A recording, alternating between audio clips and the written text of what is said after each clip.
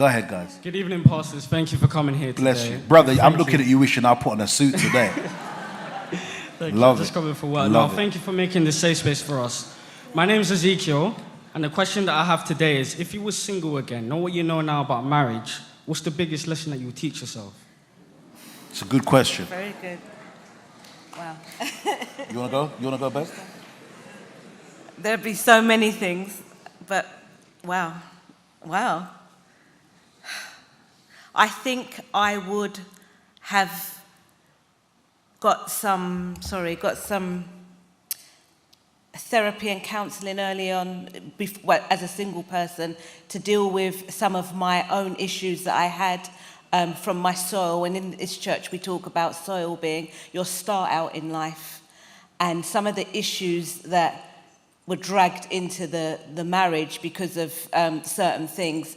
I think knowing now, and obviously it's only once you were married and these things were raised, that you realise, oh my gosh, if only I had done something about it beforehand. So if I know now, and magically I went through the Stargate back in time or something, and we went, we started, I would say to myself, you need therapy, you need to deal with some of those issues that are going to affect, maybe not the start when it's the honeymoon period and the romance period, but later on in life, some things are going to happen that you need to be able to understand why you behave the way you do, why you may think the way you do, why you act the way you do. Pastor Kingsley said it's not that I was trying to come out and be horrible to Pastor and say, right, today I'm going to make his life hell.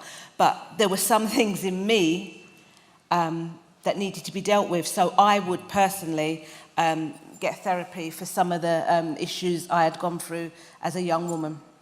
That's me personally. Pastor Mildred and Kingsley. You want to say something? Well, basically, I was already kind of a relationship coach before I got married, so I was already putting a lot of the things I teach today in practice. So for one, find where you're going in life. You need a purpose for life before you get a partner for life. All right? So when you know where you're going, it determines the kind of person you want to go with you. Develop yourself spiritually and mentally and in every area. Your single years are not the years you used to prepare for marriage. They are the years you used to prepare for life. So prepare for your finances, prepare yourself mentally, prepare yourself spiritually. When I met my wife, one of the first things she told me, even before we started a relationship, was that doctors had told her she might never have children because of medical conditions she had. So, but right there and then, I told her, we're going to have children. And let's name our children. Why? I had developed myself spiritually enough to know by God's word that none shall be barren in the land. So it wasn't that day I began to develop faith.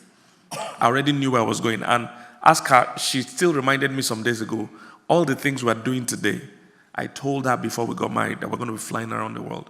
We're going to preach around the world. We're going to do so. Everything we're doing today, I told her at that time. All right? And she was the first person I ever dated because I knew the kind of person I was looking for. I met a lot of wonderful people, but I never took it to another level because I knew what I was looking for. So do the research like Pastor has been talking about all day. That will help you know the kind of person you want. And if you've perfected the research, you don't need more than 1 or 2 conversations to know if this should be friendship or this should be something else. All right, so for me, it's, those things.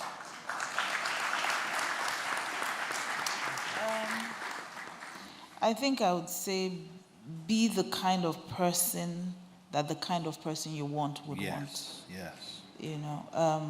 So I always tell single people this, especially when we're maybe in clarity sessions, we have a client.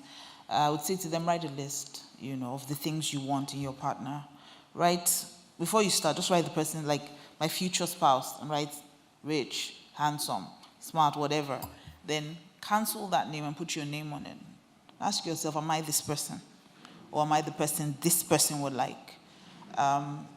Now, in marriage, I wish I had taken the time to really, do a lot more research. I did a lot of my growing in marriage. And I wish some of those things I had done them beforehand. I had anger issues before I got married. I wish I had dealt with that.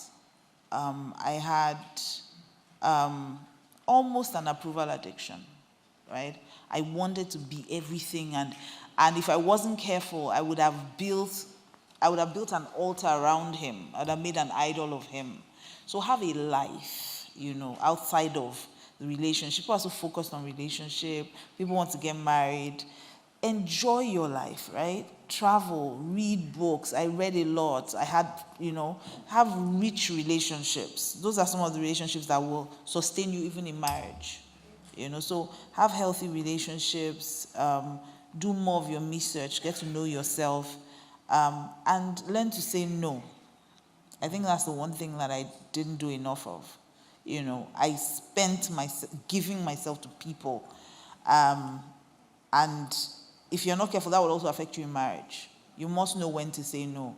You must have healthy boundaries. Know when it's time for you to recover and rest. Because marriage will pull you on every level. So you need to know yourself, know what you can take and what you can't. Yeah. I love it. You hear it a lot. You hear it. I said a lot. Be the person you're looking for would be looking for. Absolutely. And mold yourself into that shape. And for me, I think maybe I idealized. I didn't realize my personal situation was so special, so different. In the fact that I grew up in a very traditional home with an alpha male, protective, providing, educated black man as a husband. That's my dad, and a very ultra feminine homemaker as a wife.